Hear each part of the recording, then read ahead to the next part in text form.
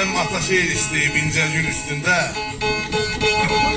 Çok var olsun. Böyle bir tər çatdırabilirim.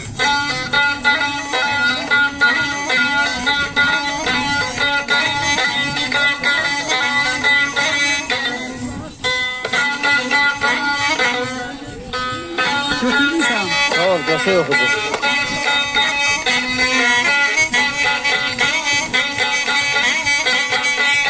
Herif kasa yok insan. Şöyle yedekleme ver bak. Şöyle kuru okuyacağım. Bildin ne demek? Düz okuyacağım. Kuru okuyacağım. Yedekleme vermesen tam olmaz.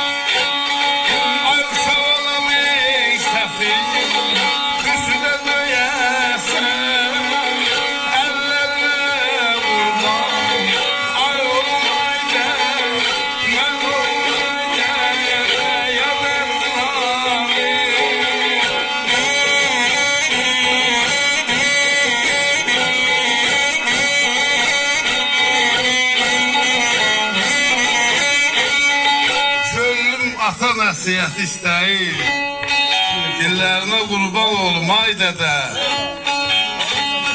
Uşaq olam səhvim üstə döyəsən, əllərinə qurban olum ay dədə.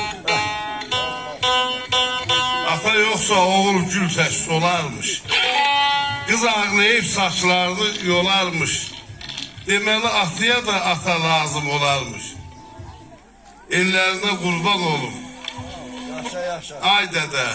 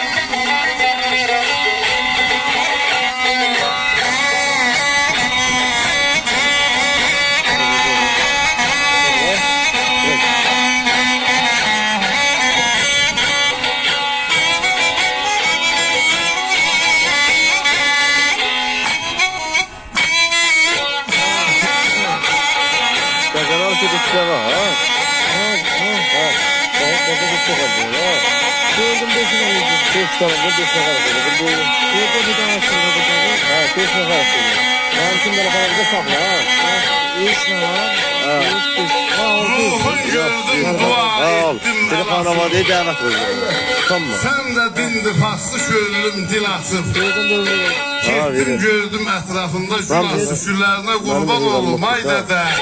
Gelirim hadi. Ya çok kızılmadım abi.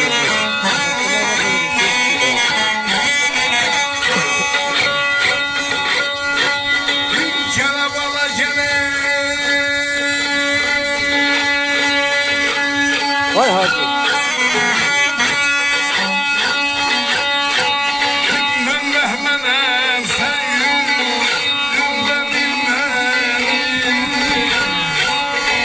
Dara səsləyəsənsin, kesən bilməm, kesən bilməm, kesən bilməm.